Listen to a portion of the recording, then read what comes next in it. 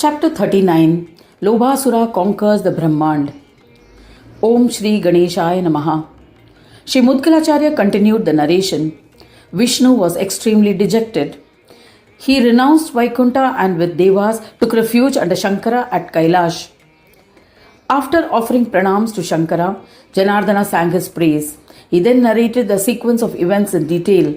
Listening to Vishnu, who was in his abode, Kailash, Shankara tried to pacify him in various ways. Shiva said, O Vishnu, you are Jagadishwara, Lord of the universe. You are omniscient. Do not worry. It is true that the austere penances performed by Lobhasura commanded enormous merits. You were defeated in the battle as a result of these merits. O Janardana, he shall enjoy the merits of his penance and will die when his punyas are depleted. Wait patiently. O Mahavishnu, you can stay here with other devas. He will not come here as he is devoted to me. Hearing these words of Shiva, a depressed Vishnu and all devas began to live in Kailash. Once the powerful Lobhasura was seated in an assembly on the throne of Indra. All the Danavas present and Viparachiti suggested, O Lobhasura, the illustrious one, listen to our benevolent advice. Vishnu and all devas are staying at Kailash with Shankara. It is true that we worship Shambhu as our tutelary deity. Yet he is currently harboring your enemies and protecting them. Hence you should send a clever Duta to Shankara to assess his thoughts. If Shiva is biased towards the devas, then we should teach him a lesson with the power acquired by religious austerities. Do not be obsessed by the fact that Shambhu has granted the boons. Devas grant rewards based on karmas performed. This has been decided by the karmas. The whole world, asuras and humans are dependent on karmas. They obey the command of karmas. You have also become a mighty lord because of your karmas. Just because the rewards of karmas are granted by devas, one need not feel obliged. They do it for selfish reasons. If they do not bestow the rewards for our actions, they will be demoted from their positions. Therefore, set aside your doubts, accept that Shambhu has joined forces with your foes and forsake him. Trust your karmas and proceed. This will be to your benefit. After saying this, the senior Danavas maintained silence. Lobhasura thought about what they had said. He sent Gajasura, who was a devotee of Shankara and had faith in him, to Kailash to assess the mindset of Shambhu. The great Daitya went to Kailash. After bowing to Shambhu, Gajasura tried to persuade him. He said amicably, O Mahadeva, my salutations to you.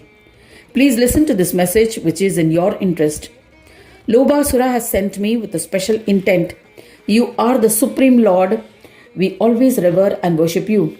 O Sadashiva, the chief Deva, Lord Vishnu, has taken refuge under you. He is our enemy. Please do not protect him. We are your devotees. Our friends are your friends, and our foes are your enemies. So please protect us and bestow your love. If this is not acceptable, prepare for battle. We will defeat you. If your karmas are as superior as ours, by siding with us, you will enjoy sovereignty over Swarga. O Shambhu, you honor karmas.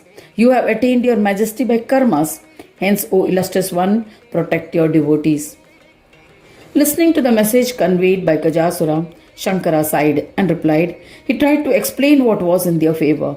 He said, O Gajasura, listen, what I ask you to tell Lobhasura is in his welfare.